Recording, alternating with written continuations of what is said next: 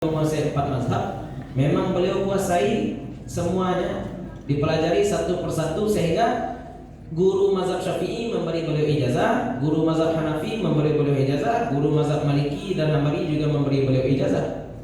Tapi kalau baraja sadonyo sekaligus tu siku capang siku cape. Umpama orang baraja taekwondo, yolo baraja silat, yolo baraja capoeira, yolo baraja balik tu cek enak. Hanya berputar-putar, tapi putaran tari balet, putaran capoeira itu beda. Nah, pas latihan taekwondo, tak bawa-bawa dia balet, nak bertanago, nak baca itu, dia nak selesai. Suku capang, suku capek. Ya, mazhab pun seperti itu. Dudukkan dulu satu-satu, baru dipelajari yang lain bertahap. Kalau dibuik lu sabuk-sabuknya pada jam mazhab kok. Kalau mazhab Syafi'i dulu tuh sabuk-sabuknya. Ya, sabuk kuningnya matan takrib. Nanti kalau tapak suci sudah kuning apa lihat?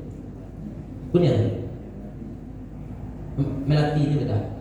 Yo, dulu melati lah. Kayak syarahnya Fathul Qarib itu merah dulu atau biru sudah? Biru lah. Kalau birunya beko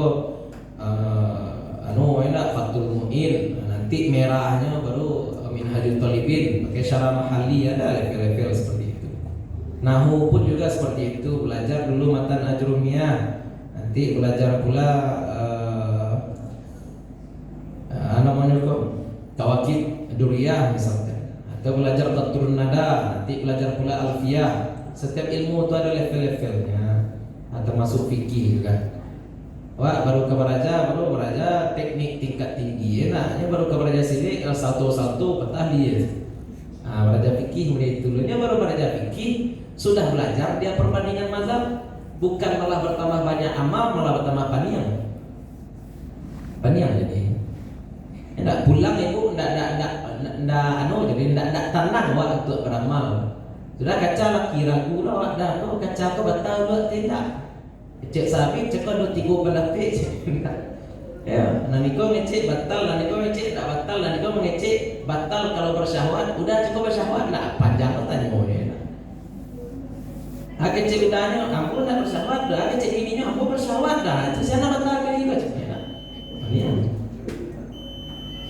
Ya, sama kaunya dudukkan saja cek, tanah nanti awak situ amalkan. Kalau ada pendapat orang berbeda dengan pendapat kita, hargai saja.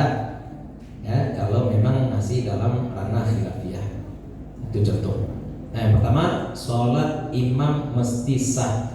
Itu makonyo dulu ulama murid-murid inya Syekh Ahmad Khatib Minangkabau itu Bapak Ibu ketika pulang ke Indonesia, walaupun mereka belajar 4 mazhab di Makkah, ketika pulang ke Indonesia mereka tetap mengajarkan mazhab Syafi'i sebagai dasar dulu, sebagai dasar.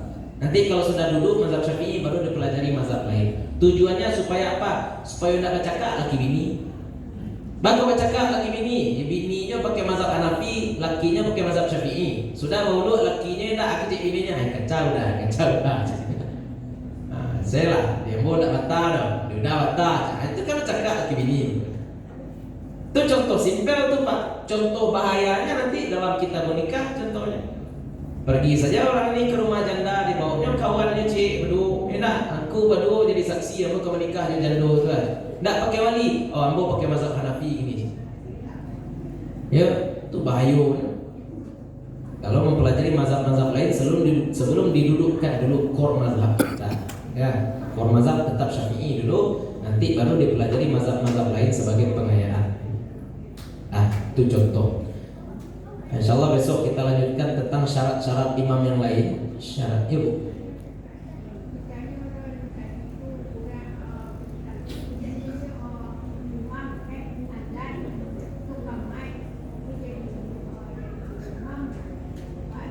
Boleh, nyo azan, nyolo kamat, nyolo imam boleh. Iyo, nan lain ada, tapi boleh ibu tanya dia. Boleh tak boleh ibu tanya kan? Ancak tak? Kalau ancak, bagi-bagi halo tu nak borong satu. Ya. Tapi kalau Nabi memang Nabi yang kamat. Kalau Nabi memang Nabi yang kamat. Sahabat itu kalau sudah masuk waktu, ibu-ibu ya, sahabat sudah kumpul di masjid, sudah duduk. Nabi nanti kalau sudah akan sholat, Nabi keluar dari rumah. Kan pintu dinding musajid jadi dinding rumah Nabi, Nabi keluar, Nabi kamar, sahabat tadi berdiri lagi. Ya, boleh. Tapi untuk azan memang Nabi punya muazin. Ya, Abdullah bin Umi Maktum, kemudian Bilal bin Rabah, dan Ibnu Mazurah. Itu adalah muazin Nabi Muhammad SAW. Tapi kalau ditanya boleh atau tidak boleh, boleh ya. Azan dia juga, qamat dia juga, imam dia juga. Tapi kalau imam nyolo makmum ya tidak bisa tuh. Ya. Kalau di komplek bagaimana? Standar Syiar itu adalah masjid tempat dilaksanakannya sholat Jumat. Ya, masjid jamiahnya lah. Karena kalau kita hitung semua musala, ada musala rumah sakit, ada musala pom bensin, ada musala sekolah. Musala sekolah orang cuma sholat di sekolah kapan? Hari-hari sekolah saja. Apakah jadi muktabar? Enggak. Masjid syiar lah ya. Masjid syiar di sebuah daerah itu apa? Masjid tempat dilaksanakannya sholat Jumat. Jadi kalau di sebuah komplek, misalkan komplek ini memang komplek orang-orang sibuk saja. Subuh ada orang, maghrib ada orang, isya ada orang. Tapi kalau zuhur dan asar orang-orangnya keluar misalkan. Itu musalah kompleknya. Tapi kalau sudah masjid, mesti ada yang hidupkan syiar sholat jamaah di situ.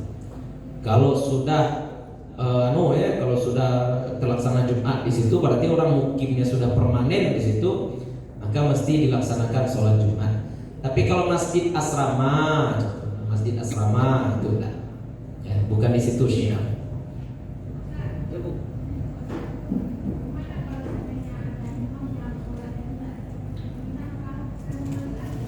Bau terlalu cepat.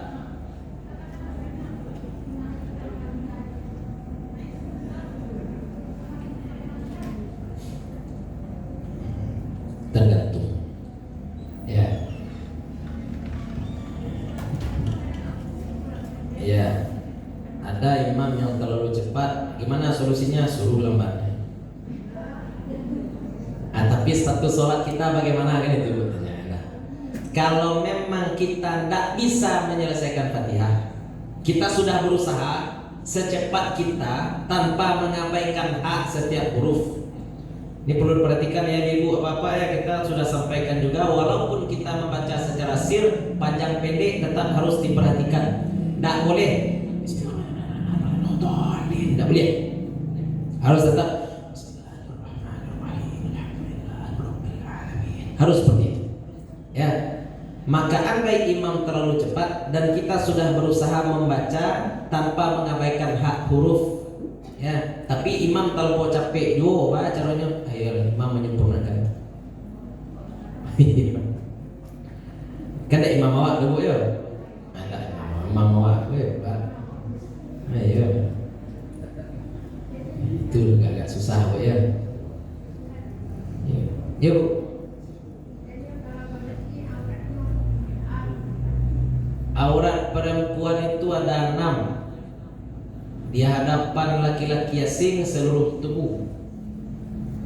Ya, muka wajib ditutup, tidak wajib ditutup, tapi tidak boleh dicari-cari muka berusi. Nah, kalau ketika sholat adalah seluruh tubuh kecuali wajah dan tangan. Wajah ini batasnya sampai tulang sini. Makanya bagian di bawah dagu ini hati-hati betul ibu-ibu ya. Bagian di bawah dagu hati-hati betul. Nah, ibu yang tanya aurat ketika sholat ya?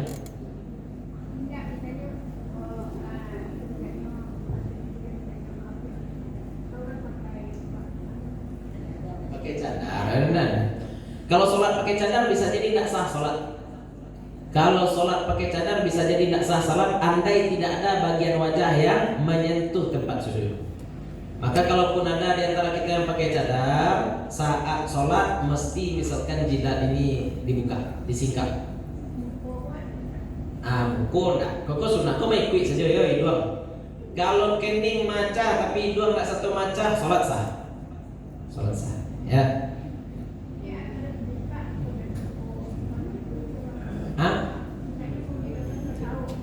Yo, basau punya. Kan dianya itu buka. Buka kan ya? Yo, kalau ada orang pakai cadar, sholat, buka kan ya? Dan bagi perempuan, ya, dalam ibadah tuh kalau haji tidak boleh pakai cadar, ya tak? Kalau haji malah tidak boleh pakai cadar. Kalau umrah malah tidak boleh pakai cadar. Kalau sholat bagaimana? Makruh saja. Boleh pakai cadar, tapi makruh saja. Kenapa? Karena ditakutkan dapat menghalangi wajah saat sujud. Menghalangi wajah saat sujud. Nah, pokoknya dan ibu-ibu nanda cadar nah hati-hati kan lah kita kecean. Lapis semayang musuh ketika sholat. Ibu kemajuan tangan. Jadi ibu sujud nyetek dilakukan sulam. Ndak perlu salah sah sholat jadi. Ya, pokoknya wajah mesti teracah, mesti menyentuh tempat sholat. Wajah mesti menyentuh tempat sholat. Ya. Ada lagi bu? Aman? Pakai masker kan yang itu buka. Nah itu. Kan yang itu buka. Masker ya. Ada aja pakai masker gini.